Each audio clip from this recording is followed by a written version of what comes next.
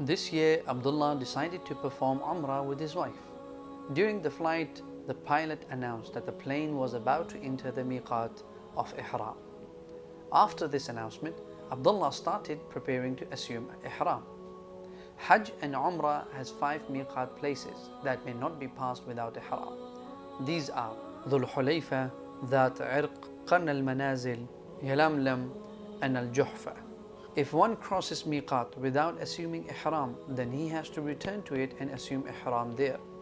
If he does not return, then he is liable to an expiation, which is slaughtering an animal, a sheep, and distributing its meat among the poor of the Haram, the holy mosque.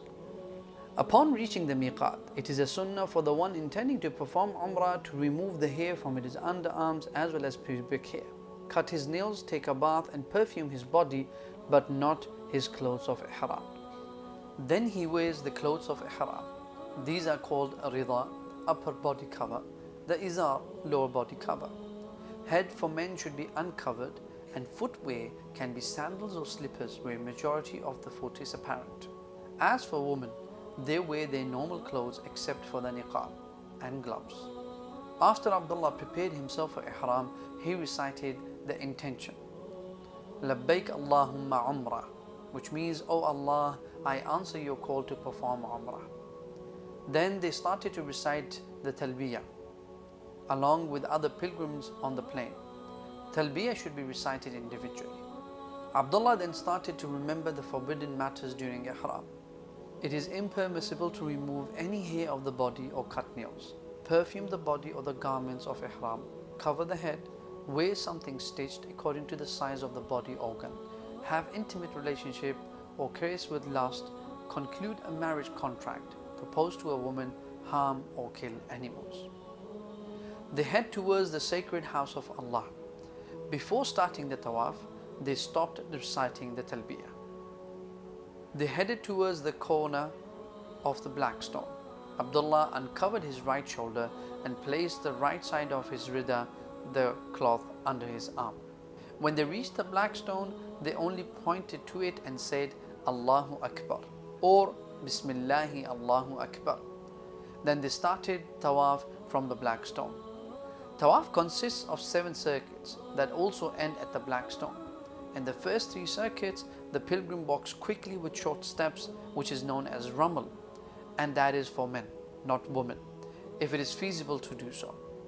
During the tawaf, he may supplicate and say any dhikr, the remembrance of Allah, that he or she wishes to say. Abdullah knew that whenever he is beside the Yemeni corner, the corner before the black stone, it is a sunnah to touch it with his hand without kissing it, and that if he cannot do so, he should move on without pointing to it. It is also a sunnah that when Abdullah would reach the Yemeni corner, from there onwards until reaching the Hijr Aswad, the black stone place, he would read this dua, Rabbana atina fid dunya hasanatan wa fil akhirati hasanatan wa qina adhaban nar. After reaching the black stone, you have completed the first circle of tawaf. Now you will face the black stone with hand pointing to it and say Bismillahi Allahu Akbar or Allahu Akbar for your second round. You would now make any dua that you would like to make in this tawaf. Like the first one, when you will reach the Yemeni corner, from there until the black stone you will make the dua Rabbana atina fid dunya hasanatan wa fil akhirati hasanatan wa qina adhaban nar. You will follow the same circuit 7 times. He was also keen not to perform the tawaf inside Hijr Ismail because it is part of the Kaaba. Entering it renders the circuit of tawaf incomplete and unavailing. At the end of the 7th circuit, you should not raise your hand as it is done only at the start of the circle. Abdullah covered his right shoulder and went behind Maqam Ibrahim, the standing place of Ibrahim alayhi salam, to perform the 2 rak'ah of tawaf. One can recite Surah Al-Kafirun in the first rak'ah and Surah Al-Ikhlas in the second rak'ah. After praying the 2 rak'ahs, on their way they drank from the water of Zamzam as instructed by the Prophet Muhammad sallallahu alaihi wasallam.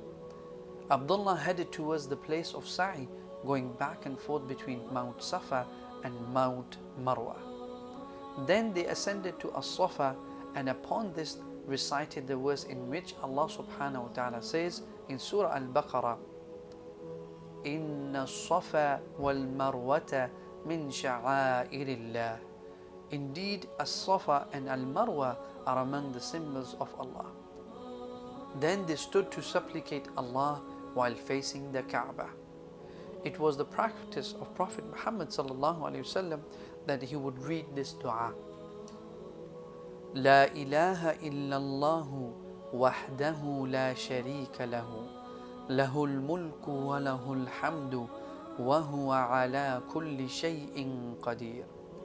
La ilaha illallah wahdahu anjaza wa'dah wa nasara 'abdah wa hazama al-ahzaba wahdah.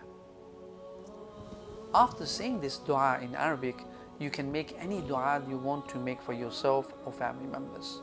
Once completed, it was the practice of Prophet Muhammad sallallahu alaihi wasallam that he would read this dua in Arabic again.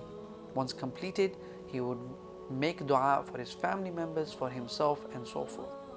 And once you have made your duas and completed, you would read the dua third time. And then after completing it, you would start your walking between Mount Safa and Marwa, walking while reciting zikr and supplicating with whatever supplications he could. Then Abdullah ran between the two green marks placed between As-Safa and Al-Marwa. When they reached Al-Marwa, they completed one of 7 lengths. They repeated the same dua as said at Safa without reciting the verse. Then they returned to As-Safa in the same way and repeated the same till they completed the 7th round. They ascended to Al-Marwa without saying anything, and that is how they completed their sa'i. After the sa'i, Abdullah shaved his hair while his wife cut the length of her fingertip from all the sides of her hair. Abdullah and his wife completed the rituals of Umrah, hoping that Allah Almighty would accept it from them and reward them for it with the best reward.